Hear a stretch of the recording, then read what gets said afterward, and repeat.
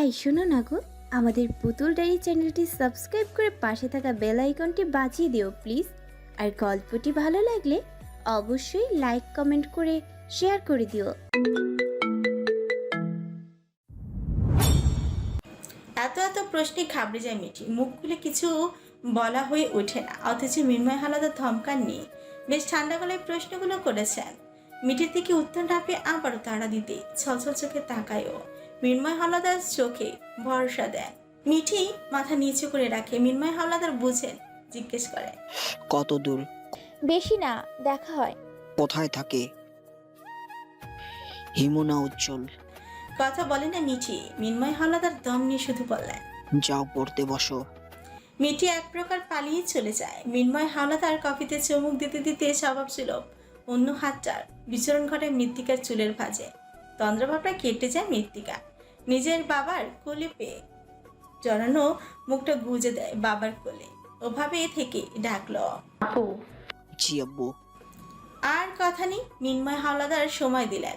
ঘুমন্ত তার মেয়ে একটু একটু করে উঠুক। ঠিক 10 মিনিট পরে নড়াচড়া দেখা দিল। বাবার কোলে মুচড়ামুচড়ি করে নজর দিল বাবার দিকে। একে একে তার বুলি ছুটল। সারাদিন কি কি করেছেন না করেছেন সবটা তার বলতেই হয়, না হলে শান্তি নেই। মিন্ময় হাওলাদার আবার মনোযোগী শ্রোতা। মেয়ের কথা হলফে হলফে শুনে মৃত্তিকার কথার বুলি শেষ হতেই উঠে বসল। এবার কোল থেকে বুকে ঢুলে পড়ল। ঠান্ডা লাগছে তার। মিন্ময় হাওলাদার কম্বলটা দিয়ে একদম মেয়েকে ছোট বাচ্চার ন্যায় পেঁচিয়ে বুকে তুলে নেন। মেয়ের কপালে চুমু খেয়ে বলেন, ঘুম হলো?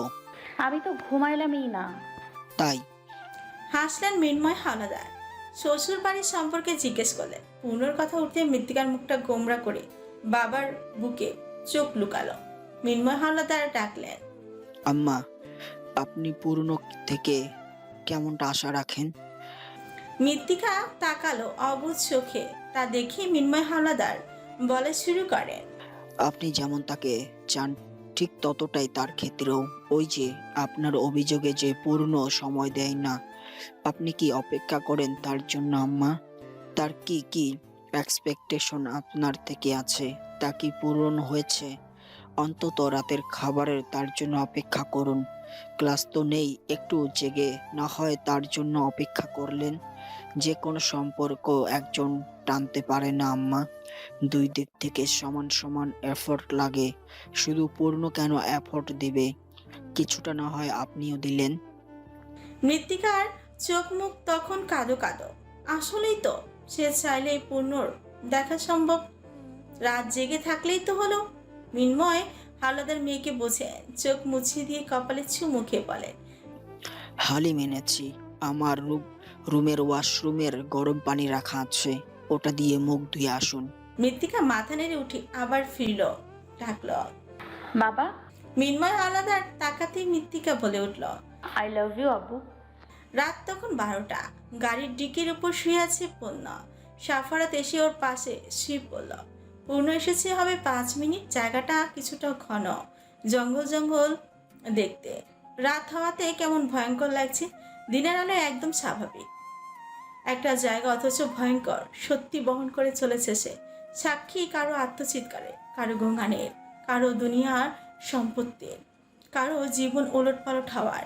সাফরাত ঠোক গেল একবার না, পরপর কয়েকবার। পূর্ণ যে তা দেখছে না তেমনটা না, সে দেখছে। সাফরাত কথাটা বিশ্বাস করতে চাইছে কিন্তু পারছে না।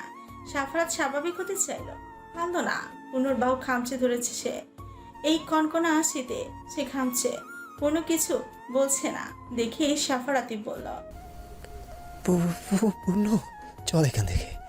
পূর্ণ দেখলো শুনলো কম্পনময় সাফারাতের গলা স্বাভাবিক গলায় বলল, শান্ত হওয়ার চেষ্টা করো। আমার দম বন্ধ লাগছে লাগছে পূর্ণ। সাফারাত দম নিল, পারল না। তার মস্তিষ্কে চাপ পড়ে, চঞ্চল তার শ্বাস প্রশ্বাস। পূর্ণ উঠে বসে, সাফারাতকে ধরে স্বাভাবিক করতে চায়, অথচ সাফারাতের ব্যবহার অস্বাভাবিক। পূর্ণকে ধরেই আগেই সাফারাত গড়িয়ে পড়লো ডিকি থেকে। পূর্ণ চট জলদি নামলো। সাফারাতকে ধরার আগেই যা ঘটার ঘটলো। দৌড়ে জঙ্গলের ভিতর ঢুকেছে সে। পূর্ণ ভরকে গেল, নিজেও দৌড়ে গেল সাফারাতের পেছনে। চেঁচিয়ে ডাকতে লাগলো, রাত, রাত দ্বারা, রাত স্টপ। সাফারাত তখন পাগল প্রায়। গলা ফাটিয়ে ডেকে যাচ্ছে। জান, আমার জান, রুহা বেরিয়ে এসো। কলেজে আমার এমন করে না Ruhi, but please I'm out. Safrat হঠাৎ বেকায়দায় হয়ে পড়ে গেল। পূর্ণ হাঁপিয়ে উঠে পেছন থেকে তাকে জড়িয়ে ধরে। সাফরাত তখন ছটফট করে যাচ্ছে, বারবার ডেকে যাচ্ছে সমান তালে। বাট আমার কলেজা জান। পূর্ণ অনেক কষ্টে টেনে সাফারাতকে ধরে বের করলো জঙ্গল থেকে। সাফারাত শান্ত নেই। সড়কে উঠতে পূর্ণ শরীরে সর্বশক্তি দিয়ে হিট করলো সাফারাতের গালে। মুখ থুবড়ে রাস্তায় পড়ল সাফারাত, ঠোঁটের কোণ বেয়ে তখন চিকন ধারা রক্তের বয়ে গেল। উঠে দাঁড়ায় সাফারাত, পূর্ণ ঠায় দাঁড়িয়ে। সাফারাত এগিয়ে আসতে তাচ্ছিল আছে পূর্ণ। সাফারাত দৌড়ে এসে জড়িয়ে ধরে ওকে। পূর্ণ ছাড়ে না, বরং হাতের বন্ধনী দৃঢ় শান্ত করে বলে, ছাড়, গাড়িতে ওঠ। বাসায় একা যেতে পারবি না। সাফারাত অপরাধীর ন্যায় তাকাতে পূর্ণ আবারও তাচ্ছিল হেসে বলল, ইউ লায়ার, তুই আবারও আমায় মিথ্যা বলেছিস রাত। বাসায় ফিরতে আজ পূর্ণ রাত বেজে গেল 2টা। ক্লান্ত দেহটা টানতেও মন চাইছে না, কিন্তু রুম পর্যন্ত যেতেই হবে। তার পূর্ণময়ে দেখা মিলবে সেখানে। খাটে পূর্ণর বালিশে শুয়ে আছে নিশ্চিত। পূর্ণ দেখবে, লোভ জাগবে মনে। কিছুটা সময় তাকে অবলোকন করে শ্বাস টেনে নিবে তার। লোভী পূর্ণ রুমে ঢুকে আজ আর লাইট জ্বালালো না। অল্প আলোয় পাঞ্জাবির বোতামগুলো খুলে ওয়াশরুম থেকে ফ্রেশ হয়ে এলো। লাইটটা অন করতে দেখলো বিছানা খালি। হায় আল্লাহ, পূর্ণর বউ কই? মাথা খারাপ হলো পূর্ণর। বউ তার অনুমতি ব্যতীত বাবার কাছে থাকবে না। নিশ্চিত ওর বাবা মা রুমে। রাগে তপতপ করতে করতে জোরে জোরে বাবা মার দরজা নক করতে ঘুমো ঘুমো চোখে ওর বাবা চোখ ডলতে ডলতে পূর্ণ দরজা খোলেন। ওর বাবা চোখ ডলতে ডলতে দরজা খোলেন। ছেলেকে দেখে কপাল কুচকে বললেন, কি চাই? অনেক বউ, হয়েছে তোমার, আর না। রাত নেই দিন নেই, বউ দাও বউ দাও। কি পেয়েছো তুমি? যাও ঘুমাও। ওনার ধমক কাজে দিল না। পূর্ণ দ্বিগুণ চেতে উঠে উল্টো ঠেলে বলল, নিজে বউ নিয়ে আছো, আমার কষ্ট কিভাবে বুঝবে? ভালোই ভালোই বউ দাও আমার আব্বু। কি করবি তুই? কি করবি না দিলে? দুজনেরই ঝগড়ায় পূর্ণর মাও উঠে এলো। মা ওকে দেখে জিজ্ঞেস করলো, কি হয়েছে আব্বু? বউ লাগবে আম্মু। পূর্ণর বাবা এবার বেশ জোরেই থমকে উঠলেন। দুদিন পর পর ঢং করো তুমি, ঢং। দুদিন পর পর বলবা আর বিয়ে করবা। যাও এখান থেকে, ভদ্র মতো বেয়াদব ছেলে। ততক্ষণে ওদের চিৎকার চেঁচামেচির মৃত্তিকা দৌড়ে এলো কিচেন থেকে। প্রথমে তারা ধীরে ধীরে কথা বলো, শেষে তোতলাচ্ছিল বাবা। মৃত্তিকাকে দেখে পূর্ণ নিজের কাছে টেনে নিল। অবুঝ চোখে তাকায় মৃত্তিকা। পূর্ণ মায়ের দিকে তাকিয়ে শুধু বলল, গুড নাইট আম্মু। তোমার জামাই খেপেছে, সামলাও ওকে। বউ নিয়ে কেটে যায় পূর্ণ। ওর বাবা ওর আগে কচকচ করতে করতে দরজা লাগিয়ে বউ নিয়ে মনে মনে গালি দেয় ছেলেকে সখানে। পূর্ণ রুমে এসে চেপে ধরে মৃত্তিকাকে। কোথায় ছিলেন? কিচেনে এত রাতে কেন? খাবার গরম করতে। পূর্ণ নরম হলো। মৃত্তিকাকে বুকে জড়িয়ে ধরে জিজ্ঞেস করলাম, ক্ষুধা লেগেছে মৃত্যু, বসুন আমি নিয়ে আসি। ভালো মতো ডিনার করেননি? ক্ষুধায় ঘুম ভেঙে গেল যে। ডিনারই করিনি, আপনার জন্য অপেক্ষা করছিলাম। বারান্দায় ছিলাম তো, আপনার গাড়ি দেখেই কিচেনে গেলাম। শুধু শুধু বাবার সাথে লেগেছেন। পূর্ণ ব্যস্ত হলো, কণ্ঠে কিছুটা রাগ। রাতে কেন খাননি মৃত্যু? আমি এসব একদম সহ্য করব না। মৃত্তিকা দু হাতে পূর্ণর গলায় ঝুলল, আদুরে গলায় বলল, I miss you in last 3 days। পূর্ণ থমকালো। অনুভূতিটা আজ ভিন্ন। ঠিক একজন গৃহিণীর মৃত্তিকা খাবার গুছিয়ে আনলো। আজকে পূর্ণকে নিজে মুখে তুলে খাইয়ে দিল। পূর্ণ অবাক হয়, যাকে সে বুকে বুকে রেখে মুখে তুলে খাওয়ায় সে কিনা আজকে তাকে মুখে তুলে খাওয়ায়। পূর্ণর হঠাৎ মনে হলো সে সুখী, ভীষণ সুখী। মনে মনে আওড়ালো, আপনার নিকট আসা সকল বিপদ আগে আমার হোক মৃত্যু। আপনিটা ভালো থাকুন তাহলেই হলো। নির্বাচন রাজনীতি এই ধারাবাহিকতা বহমান প্রতিটি দেশে। যা চলে আসছে তা চলবেই, ঠকানোর সাধ্য নেই। তাই বলে যে ক্ষমতাও একজনের হাতে থাকবে তাও না, বদলাবে না রাজনীতি, কিন্তু বদল হবে প্রতিনিধির। একের পর এক আসবে। গণতান্ত্রিক দেশ, রাজতান্ত্রিক নয়। শোয়েব মির্জা হয়তো কথাটা ভুলে গিয়েছিলেন। নিজ বাবার পর থেকে ক্ষমতা ধরেছিল নিজ হাতে। আয়ত্ত ছিল তা বছরের পর বছর। এবারও তাই হওয়াতেই চাইছিলেন, পরিবর্তে হয়তো সাফারাতকে ক্ষমতা তুলে দিতেন। পরিস্থিতি এবার তার অনুকূলে নয়, ব্যাপারটা ঠিক বোঝেন তিনি, তবে হার মানার পাত্রও নন। এই রাজনীতিতে সব ফেলেছেন তিনি, হারিয়েছেন বহু কিছু, যা কোনোদিন পোষাবার নয়। তাহলে কেন ছাড়বেন তিনি সব? অতীত তার চোখের সামনে ভাসে এবং তার ক্ষমতার মাঝে আসা সকল কাঁটা তিনি নিজ হাতে উপড়ে দিয়েছিলেন। প্রয়োজনে এবারও তাই হবে। হাত তার সে বেলাও কাঁপেনি, এবারেও কাঁপবে না। সাফারাত যে কানাডায় কাউকে ভালোবেসে ফেলেছিল তার টের পেয়ে যান শোয়েব মির্জা। স্ত্রীকে বলেন কড়াভাবে, যাতে ওই সব থেকে বেরিয়ে আসে। এখানে তার জন্য মেয়ে দেখা আছে, আর কেউ নয় বরং নেতা শাহজাহান খানের কন্যা জন্য প্রস্তাবটা দেওয়া হয়েছিল। শোয়েব মির্জা তা হাতছাড়া করতে নারাজ। ক্ষমতাকে না চায়, সেই ক্ষমতা বৃদ্ধি পাক, এটাই বা কে না চায়? তার চাওয়াটা নিশ্চিত মন্দ ছিল না। কথা দিয়ে ফেলেছেন শাহজাহানকে, মেয়ে যথেষ্ট সুন্দরী, সাফারাতের সাথে মানাবে। ওর মা নিষেধ করার শর্তেও তিনি ডালাসহ আংটি পরিয়ে আসেন মেয়েকে। 3 তারিখ যেন মুখে মুখে ঠিক। সাফারাতকে জানাতেই ও রেগে যায়। ততদিনে ও নিজেকে সঁপেছে তার বার্ডের নিকট। পূর্ণ অত কিছু জানতো না, শুধু জানতো সাফারাত চিন্তিত, কারণ ওর বাবা কোনো এক নেতার মেয়ের সাথে ওর বিয়ে ঠিক করেছে। ব্যাপারটা সিরিয়াস ছিল না ততটা। পূর্ণর ভরসা ছিল তার রাতের প্রতি, ঠিক ততটা মাসরুহার প্রতিও। শোয়েব মির্জা যখন ছেলেকে রেগে দেশে আসতে বলেন, তখন সাফারাত রেগে যায়, জানিয়ে দেয় বাবাকে, রেশারেশি করে। কয়বার বিয়ে করব? রুহাকে তো বিয়ে করেছি আমি, ওর সাথেই সংসার করব। ওই প্রথম বাবার উপর দিয়ে সাফারাত কথা বলে। অবাক শোয়েব মির্জা। রাজনীতি করতে করতে চাল চালা শিখেছেন বহু আগে। তার ভাব বদলায়, ছেলেকে মাথা ঠান্ডা করায় বলে, আচ্ছা ঠিক আছে, দেশে আসো, পারিবারিকভাবে সবটা করি। আমার ছেলে হয়ে লুকিয়ে বিয়ে, তা মেনে নিব আমি। সামনে নির্বাচন, তার আগেই বৌমা ঘরে তুলবো। সাফারাত সেদিন খুশিতে মাসরুহাকে জড়িয়ে ধরে। দুজনেই আবেগী হয়ে পড়ে। শুধুমাত্র সাফারাত ওর বাবাকে ভয় পেত বলেই রুহা এমনটা করেছিল। বিয়ে করে ক্ষান্ত হয়নি, বরং সবটা উসুর করেছিল। বাবা মায়ের সামনে যখন মাথা নিচু করে সাফাই গায়, তখন পূর্ণ ওর বড় বোন আর বন্ধুকে সাপোর্ট করে। পূর্ণর বাবা মা মেনে নেন, সহজ মানুষ। ততটা প্যাচ মনের ভেতর ছিল না। ঠিক তার 2 দিন পরই দেশের উদ্দেশ্যে সাফারাত রওনা হয়। সেই রাতে পুনরায় সাফারাতের কাছে আসে মাসরুহা। এবার যেন সাফারাতি পাগল হয়ে ওঠে। না জানি সব গুছিয়ে কবে ফেরা হয়। পাগল সাফারাত পাগলামি করে, ভয়ঙ্কর পাগলামি। সেই পাগলামিতে পাগল হয়ে ওঠে রুহা। কানে ভাসে সাফারাতের নেশাগ্রস্ত কণ্ঠ, কলিজা, জান আমার জান, ভালোবাসি আমার বাটকে। আমিও ভালোবাসি রাত। আমার বউ এর পরের বার আর লুকিয়ে না, বরং সবার সামনে থেকে তুলে নিয়ে আদর করব। অসভ্য রাত। দুষ্ট রুহা। পরদিন দেশে ফিরে সাফারাত। সরল মনটা তখনও বুঝে না বাবার ভয়ঙ্কর ষড়যন্ত্র। এয়ারপোর্টে শুধু নজরে আসে হাস্যজল সাথে টলমলের রুহাকে। পূর্ণকে জড়িয়ে ধরে কানে কানে বলে, come first year. I will. চোখে গিয়ে সাফারাত অস্বীকার করে বসে।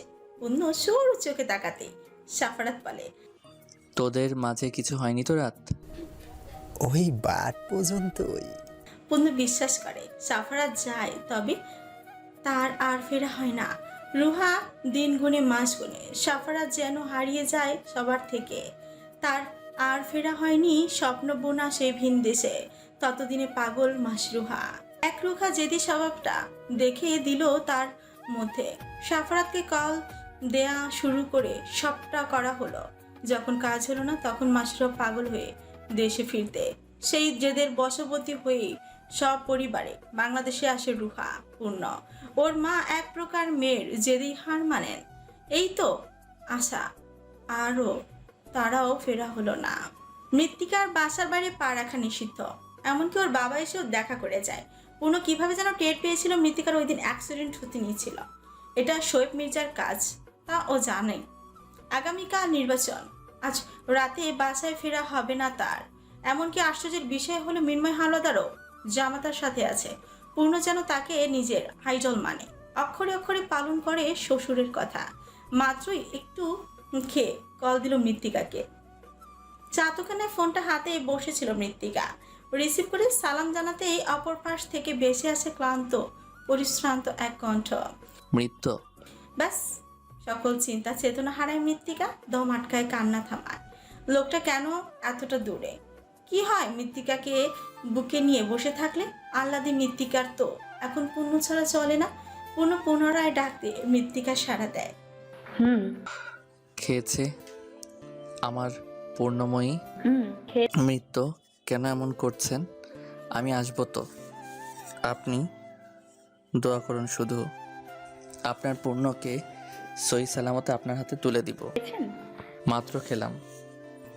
আব্বু আছে সাথে? আমার আব্বু? আমার শ্বশুর আব্বু। পূর্ণ হেসে ফেলে। পূর্ণ আরো কিছুক্ষণ আধুরে গলায় কথা বলে। কে বলেছে এই ছেলে একটু আগেও গম্ভীর কণ্ঠে ধমকাচ্ছিল কাউকে? বইয়ের নিকট একদম পেজা তুলনায় তুলতুলে নরম পণ্য, অথচ বাইরের জগতে এ ঠাটফাট অন্যরকম। কল কাটতেই সোফার দিকে তাকালো মৃত্তিকা। পূর্ণর মা হাজার বিরোধিতা করুক রাজনৈতিক কাজে, অথচ এখন সারাদিন দোয়া পড়ে ছেলের নামে বক্সায়। নামাজে তার ছেলের জয় চাই। মৃত্তিকা উঠে রুমে এলো। আসরের নামাজটা পড়তে দাঁড়িয়ে না চাইতেও কেঁদে উঠল। পূর্ণর হার মানতে পারবে না, সইতে পারবে না। লোকটা পাগলের মতো ভালোবাসে রাজনীতিকে। তার জয়ই এখন মৃত্তিকার দোয়ার স্থান জুড়ে। রাত পোহানোর পালা এখন ভোট কেন্দ্রে অবস্থান সকলের। রাত পোহানোর পালা এখন ভোট কেন্দ্রে অবস্থান সকলের। সকাল 10টা থেকে সন্ধ্যা 6টা পর্যন্ত ভোট চলবে। সে রাতে আর পূর্ণর কল এলো না। সারাটা রাত ফোন হাতে বসেল মৃত্তিকা। পূর্ণর মা এসে জোর করে নিজের কাছে নিয়ে যায়। মেয়েটা যে তার ছেলেকে কতটা ভালোবাসে তা বোঝা হয়েছে সকলের। শ্যামলা মুখটা কালো হয়ে আছে যেন। চিন্তায় চিন্তায় ফ্যাকাশে তার মুখখানা। পূর্ণর বাবা বাসায় ফিরেনি।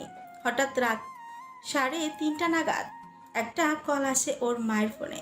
মৃত্তিকা তখন মাত্র চোখ বুজেছিল। ফোনের শব্দে তাও ভেঙে যায়।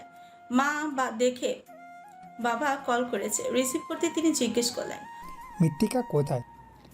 আমার পাশেই। কণ্ঠ এমন লাগে কেন? কিছু না, শোনো, রুম থেকে বের হও তো। ওর মায়ের কলেজে তখন কাঁপছে। না চাইতেও খারাপ চিন্তা ভর করছে মাথায়। মৃত্তিকা পিছু আসতে নিলে তিনি বললেন, এক পা যেন কম্বলের নিচে না আসে। মৃত্তিকা নড়ে না। ওর মা রুমের বাইরে আসতে ওর বাবা জানায়, পূর্ণার উপর ছোট একটা হামলা হয়েছে। আমার ছেলে। চুপ, মেয়েটা শুনলে কাঁদবে। ঠিক আছে, এখন অতটাও লাগেনি। বেহাই বাঁচিয়ে নিয়েছে। আল্লাহর রহমতে ঠিক আছে এখন। কোথায় তোমরা?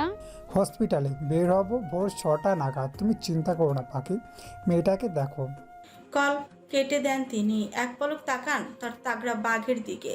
কতটা স্ট্রং হলে এখনো সে চোখ মুখের রাগ নিয়ে হেলান দিয়ে থাকে। তার কি উচিত না এমন ছেলের বাপ হয়ে আজ গর্ব করা? কেন্দ্রে তখন ভোট চলছে। পূর্ণ বসে নেই, এইদিক ওইদিক তদারকি করে যাচ্ছে। মন্ত্রী শাহজাহান খান নিজে তাকে কল করে খোঁজ নিয়েছেন। সাফারাত প্রথম ভেবেছিল প্রতিবারের ন্যায় এবারও হয়তো পূর্ণ নিজেকে নিজে আঘাত করে ক্ষমতা ছিনাতে চেয়েছে, কিন্তু পরক্ষণেই তার মনে হয় এর কি আদৌ দরকার আছে? পূর্ণর জনগণ আছে, আর শোয়েব মির্জার আছে পাওয়ার।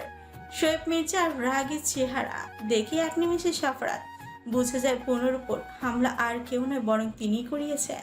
পূর্ণকে দেখে বোঝার জন্যই কতটা আহত সে। শক্ত মানবটাকে কেউ হটাতে পারেনি। নিজ উদ্যমে সে সবটা সামাল দিয়েছে। মৃন্ময় হাওলাদার এই মুহূর্তে এতটা কাছে পেয়ে পূর্ণর বেশ আসান হয়। ওর বাবা আবার এত সব বুঝে না, কিন্তু ছেলের সাথে কেন্দ্রেই আছেন।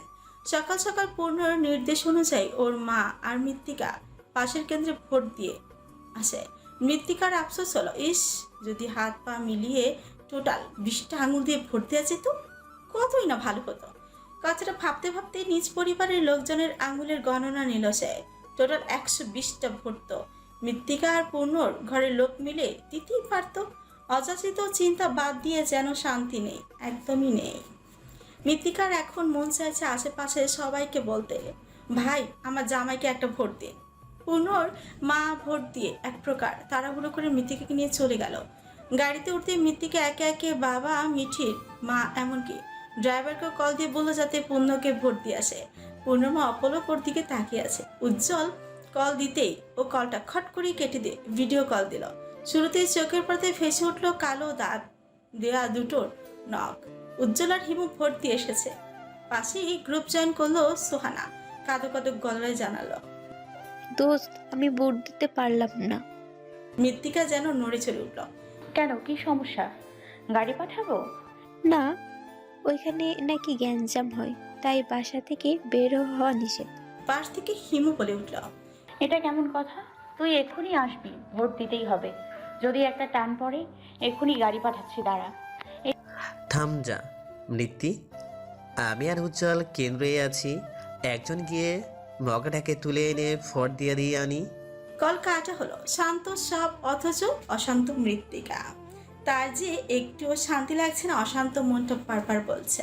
এই আমিটা ভালো থাকার জন্য আপনি ভালো থাকুন পূর্ণ, তাহলেই হলো। বিপুল ভোটে এইবার এমপি পদে আসন্ন হয়েছেন রনফ ওয়াহাজ পূর্ণ। হ্যাঁ, টিভির পর্দায় এই শিরোনামটাই দেখা যাচ্ছে। একে একে ব্যস্ত আঙুল চালিয়ে চ্যানেল পাল্টে মৃত্তিকা। সব জায়গায় একই খবর। খুশিতে হঠাৎ শ্যামা কন্যাটা কেঁদেই ফেলল। পাশ থেকে একজন গর্বিত মা জড়িয়ে ধরে ওকে। মৃত্তিকা তার কাঁধে মাথা রাখে। খুশি হলেও তার ভেতরটা ছটফট করে যাচ্ছে। পূর্ণটার বুকে ঠুকতে পারলে হয়তো উল্লাসটা আরেকটু বৃদ্ধি পেত। টিভির পর্দায় তখন দলের মধ্যে থেকে দেখা যাচ্ছে পূর্ণকে মাথা উঁচু করে ঠায় দাঁড়িয়ে সদ্য হওয়া এমপি মহাশয়। তাকে ডাকা হলো জনসমাগমে ভাষণ দিতে। পূর্ণ আস্তে ধীরে হেঁটে এলো মাইকের সামনে। শুরুতেই সালাম জানিয়ে বলা, গা ঝাড়া দিয়ে গম্ভীর অথচ বলিষ্ঠ গলায় বলা শুরু করলো। আমার উপর আপনারা ভরসা করে যেই পদটায় আজ আমাকে দাঁড় করালেন, সেই পদটার মর্যাদা এবং আপনাদের বিশ্বাস ধরে রাখার আমৃত্যু চেষ্টা করে যাবে। জনগণ হই হুল্লোড় করে উঠল। করতালির শব্দ শোনা গেল। এমন একটা ভাষণ শোনা যায় না আজকাল। কেউ জনগণকে স্মরণে রাখে না। সবাই এই তাগড়া যুবকের কণ্ঠে সন্তুষ্ট। সম্পূর্ণ পুনরায় বলা শুরু। আজ রাত 3:30 নাগাদ আমার উপর হামলা হয়। পেছন থেকে কাপুরুষের মতো গুলি ছোড়া হয়েছিল, যা আল্লাহর রহমতে আমার অতি নিকট একজন মানুষের দায় আমাকে ততটা ক্ষতি করতে পারেনি। তবে আমি আহত। আমার কাজ ছুঁয়ে গিয়েছে, সেটা আর বাহুতে লেগেছে যে আমাকে বাঁচালো। এই দোষের শাস্তিও আমি জনসম্মুখে দিব। কাপুরুষের ন্যায় সে হয়তো আমাকে পেছন থেকে আক্রমণ করেছে, তবে তার শাস্তি আমি লুকিয়ে না, বরং আইনের সাহায্য সকলের সামনে দিব। অতঃপর সালাম জানিয়ে স্টেজ ত্যাগ করে পড়ল। জনগণ প্রশংসা পঞ্চম। কেউ কেউ গালি ছুড়ছে, কেউ আক্রমণটা করলো। শাহজাহান খান ততক্ষণে পুলিশ অফিসারদের ঠোঁটের উপর রেখেছেন, তদন্ত চলছে। এদিকে মৃত্তিকাকে আটকে রাখা যাচ্ছে না। পূর্ণর মা একা ধরে রাখতেও পারল না। মেয়েটা দেখলো ছেলেটা ততটা আহত নয়, তবে গুলি লেগেছে এটা শুনেই সে পাগল প্রায়। ওর মা কোনো মতে ড্রাইভারকে ডেকে গাড়ি নিয়ে বের হলেন। প্রতিমধ্যে স্বামীকে কল দিয়ে জানলেন পূর্ণকে ড্রেসিং করাতে তারা আবার হসপিটালে গিয়েছেন। গাড়িটা হসপিটালের উদ্দেশ্যেই বের হলো। পৌঁছাতেই মৃত্তিকা দৌড়ে বের হলো। রিসেপশনের সামনে পূর্ণর বাবা দাঁড়িয়ে। পাগলের মতো মেয়েকে ছুটে আসতে দেখে নিজে আগলে নিলেন। হাপুরের ন্যায় কাপা কণ্ঠনালী ভেদ করে আবার মৃত্তিকার শব্দ বের হলো। ওনার বলার অবশ্যই প্রয়োজনও পড়ল না। উনি ধরে ওকে পূর্ণ ড্রেসিং করা কেবিনে নিয়ে এলেন। মাত্রই ড্রেসিং শেষ হওয়াতে গায়ে পাঞ্জাবি জড়ানো সময় পেল না পূর্ণ। দমকা হাওয়ার ন্যায় একটা শীতল স্পর্শ তাকে ছুঁয়ে গেল। যখনই দেখলো শুধুমাত্র তার জন্যই কেউ এমন পাগলের হয়ে ছুটে এসেছে। পূর্ণর কাঁধে সাদা ব্যান্ডেজ দেখে হাওয়া করে কেঁদে উঠে মৃত্তিকা। ওর এহেন কান্না আজ পর্যন্ত হয়তো পূর্ণ দেখেনি। পূর্ণর তোর মিন্ময় হাওলাদারও নিজেই হয়তো বড় হওয়ার পর মেয়ের এমন কান্না দেখেনি। রেখেছেন যাকে বুকে ভরে, তার এরূপ কান্না আসবেই বা কোথা থেকে? পূর্ণ আশ্চর্য হয়ে শুধু তাকিয়ে রইল। হঠাৎ খেয়াল হলো ওর বুকের বাঁ পাশটায় ছুরির আঘাতের ন্যায় ব্যথা হচ্ছে। কেন কাঁদে তার পূর্ণময় এইভাবে? পূর্ণর জন্য? এইটুকু আঘাতের জন্য একজন তার কান্না শুনে সরি সরি সরি, এইটুকু আঘাতের জন্য একজন তার জন্য এভাবে কাঁদে? মৃত্তিকার কান্না শুনে পাশের কেবিন থেকে মিন্ময় হাওলাদার বেরিয়ে এলেন। পূর্ণ থেকে গুরুতর অবস্থা তার। আঘাত সময় তিনি পূর্ণকে টেনে সরাতে যান, যার দরুন বুলেটটা পূর্ণর কাঁধ ঘেঁষে লাগে তার বাহুতে। জখম ততটা না, আবার কমও না। দুর্বল শরীরে মেয়ের এরূপ কান্না শুনে টিকতে পারেননি। এসেই যেই না উনি মৃত্তিকাকে ধরেন, অমনি ও খেয়াল করলো বাবার হাতেও ব্যান্ডেজ। অশান্তভাবে বাবার দিকে তাকিয়ে রইল কিয়ৎকাল। কান্না থেমেছে। অস্পষ্ট স্বরে অবাক হয়ে জিজ্ঞেস করে ঢাকলো, বাবা, হ্যাঁ আব্বু, কাঁদে না, পূর্ণ ঠিক হয়ে যাবে। হাতে তোমার? লুকাতে চান মিন্ময় হাওলাদার অল্প এসে বললেন। কিছু না আম্মা, একটু লেগেছে। আর বলা হয় না, ঢলে পড়ে মৃত্তিকা বাবার বুকে। অস্থির হয়ে ওঠেন তিনি। ভালো হাতটা দিয়ে বুকে চেপে ধরেন মেয়েকে। ছটফট করা তার হৃদয়, অথচ নিজেকে বাইরে রেখেছেন শান্ত। এদিকে ততক্ষণে বেডে থেকে নেমে পূর্ণ অস্থির হয়ে ডাকে, মৃত্যু, মৃত্যু। সারা আসে না পূর্ণর। বেডেই শোয়ানো হয় ওকে। ডক্টর চেক করে যেন অতিরিক্ত চিন্তা বা শক পেয়ে এমনটা হয়েছে। মিন্ময় হাওলাদার বা পূর্ণ কারোর বুঝতে বাকি নেই যে কি হয়েছে। বাবাকে দেখেই মেয়েটা সহ্য করতে পারেনি, জ্ঞান হারিয়ে ফেলেছে। জ্ঞান ফিরতে প্রায় 20 মিনিট এক সময় লাগলে পূর্ণ যেন পাগল হয়ে উঠে। এত সময় কেন লাগবে ওর মৃত্যু জাগতে? মিন্ময় হাওলাদার মেয়েকে এক হাতে বুকে চেপে ধরে বসে আছে। মেয়েটা তো তার এতটুকু কষ্ট সহ্য করতে পারে না। যখন ভয়াবহ সেই সত্যিটা জানবে তখন কি হবে, কিভাবে সামাল দিবে মিন্ময় হাওলাদার? রাস্তায় যেমন মাঝে মধ্যে পাগলা কুকুর দেখা মিলে, আজ ঠিক তেমনই দেখা যাচ্ছে শহীদ মির্জাকে। কাকে কামড়ে উঠে বলা মুশকিল। এই প্রথম তার সকল চাল বৃথা গেল। মাহিন মিয়া চুপচাপ তার স্যারকে দেখে যাচ্ছে। তার বাবা ছিলেন শোয়েব মির্জার বাবার সেবায়, তিনি আছেন শোয়েব মির্জার। মিয়া বাড়ির সকলেই মির্জা বাড়ির লোক হিসেবে খেটে গিয়েছে। শোয়েব মির্জার বউ থাকতে এই মির্জা বাড়ি ছিল রমরমা, বেশ হাসি খুশি। একজন নেতার বউ, এক সুঠাম পুরুষের মা ছিলেন তিনি।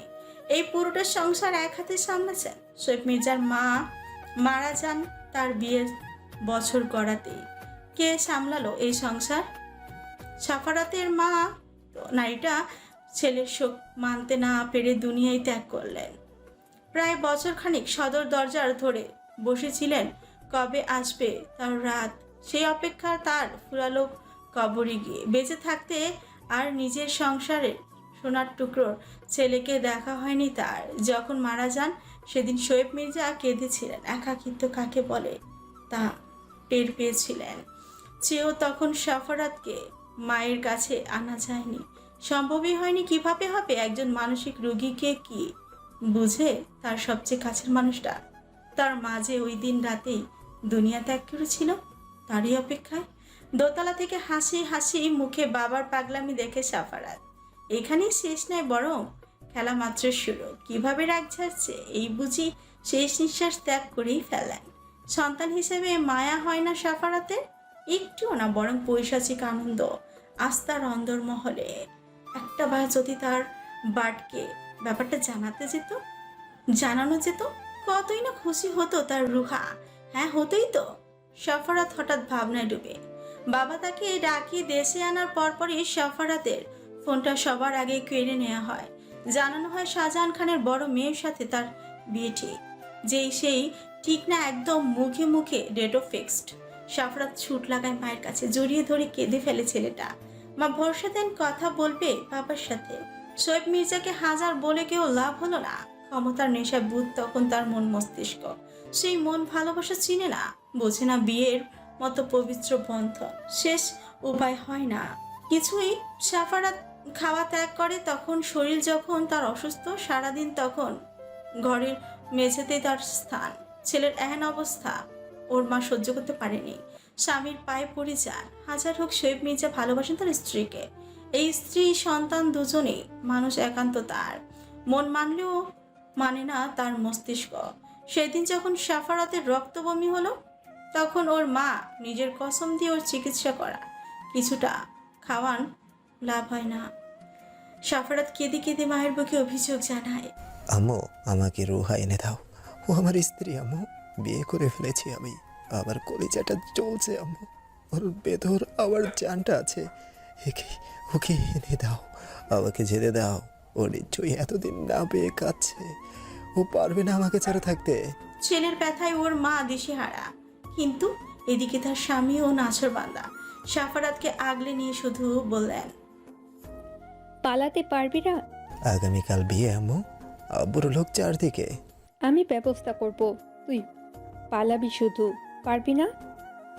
পারবো। ওর মায়ের বুক তখন ভয় কুকড়ে, না জানি কোন বিধ্বংস রচনা রাত ছিল সেটা।